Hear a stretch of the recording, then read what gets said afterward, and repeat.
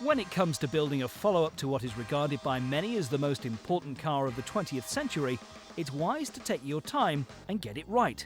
So while the follow-up isn't quite as minuscule as the original, it has proved a real hit.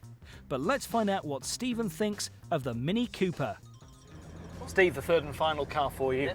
Something a bit different. You've had two cabriolets, so we thought we'd give you the car that is the current fashion trend, I think, in the motoring world, the Mini. And this is the Mini Cooper. Splendid, isn't it? It looks, I mean, the original, it looks like an original Mini inside, you know, because you've got your centre speedo, things like that. They've just done such a fantastic job on this, haven't they? They have, and thankfully it's bigger than the original Mini as well.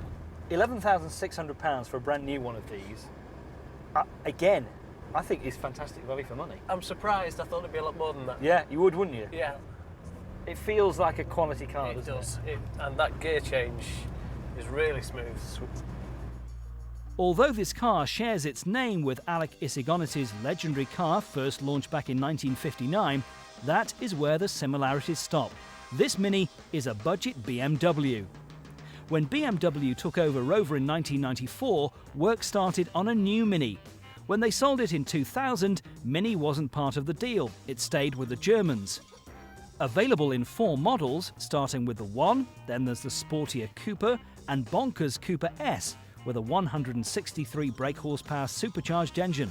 Finally, for the first time in Mini history, there's a diesel version of the One, with the same cute Mini looks, but 60 miles per gallon economy.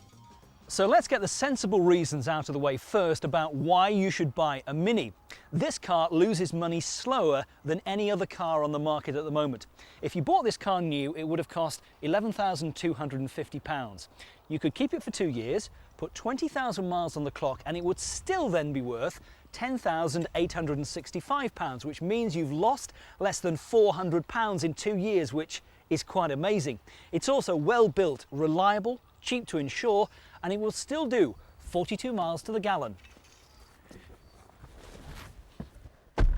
Now, the Mini will go from 0 to 60 in 8.5 seconds, do a top speed of 120 miles an hour, and even though there are plenty around on the roads these days, they are as desirable as ever, which leaves the silly stuff.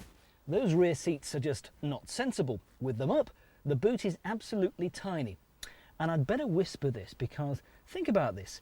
If you buy a second-hand Mini, you're basically paying for someone else to have 2 years of Mini enjoyment. Thought about that? So what should you be paying for your Mini? Mini One started around £7.5 for early 2001 cars. Prices rise to over 20 grand for a desirable Cooper S model. This is well over list price, but some people will pay over the odds to beat the waiting list. With his 10 grand, we think that Stephen should look at the Cooper model.